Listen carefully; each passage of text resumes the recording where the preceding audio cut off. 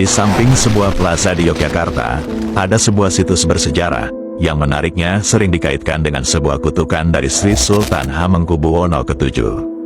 Bisa tebak lokasinya? Yuk kita simak cerita dan desas-desusnya. Satu Hari Satu Sejarah dan Edukasi episode 42. We House, manajemen langsung 100+ pilihan homestay di Jogja.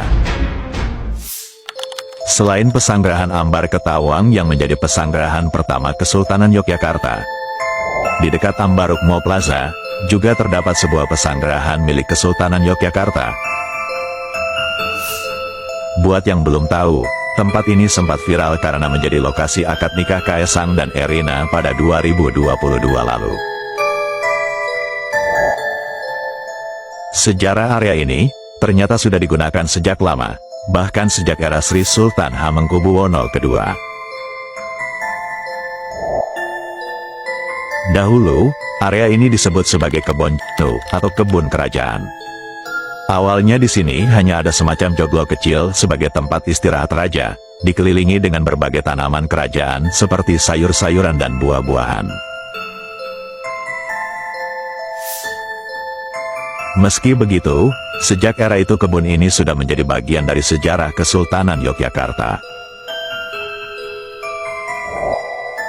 Kebun ini pernah menjadi lokasi pertemuan Sri Sultan Hamengkubuwono II dan III dengan para gubernur jenderal VOC. Baru kemudian, di era Sri Sultan Hamengkubuwono V, mulai terjadi pemugaran di area ini.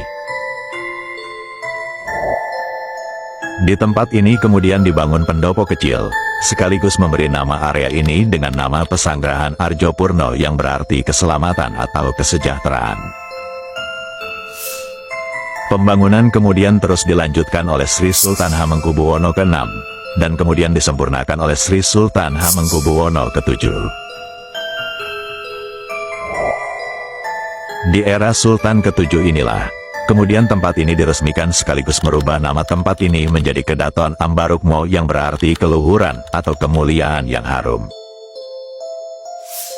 Tidak hanya berfungsi sebagai pesanggerahan, area ini kemudian menjadi area tempat tinggal raja.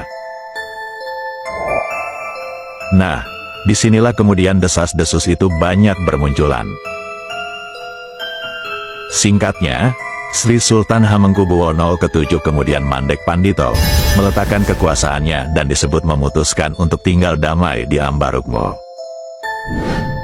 Namun perlu diketahui, ini berbeda dengan kebiasaan sebelumnya, di mana suksesor sultan biasanya diangkat setelah sultan sebelumnya wafat. Akan tetapi, proses suksesi Sultan ke-7 menuju Sultan ke-8 dilakukan ketika Sultan ke-7 masih hidup. Yang kemudian menjadi pertanyaan, kalau memang Sultan ke-7 pindah ke tempat ini dengan damai, mengapa kemudian ada desas-desus mengenai kutukan yang beliau ucapkan? Kutukan ini intinya menyatakan bahwa tidak akan ada satupun Sultan Yogyakarta selanjutnya yang akan meninggal di dalam keraton. Dan terbukti, penerus beliau, Sri Sultan Hamengkubuwono ke-8, disebut-sebut wafat di dalam kereta saat melintas di daerah Wates, Kulon Progo, sepulang dari menjemput putra yang akan menjadi penerus beliau yaitu Gusti Raden Mas Dorojatun yang baru pulang dari Belanda. Versi resmi dari keraton, menyebutkan beliau wafat di Rumah Sakit Panti Rapih. Sedangkan Sultan selanjutnya yaitu Sri Sultan Hamengkubuwono ke-9, wafat di Amerika Serikat. Beliau wafat di Rumah Sakit George Washington University Medical Center pada tanggal 2 Oktober tahun 1988. Jadi, menurut kalian, bagaimana soal desas-desus ini? Mengapa Sultan ke-7 sampai melayangkan kutukan ini?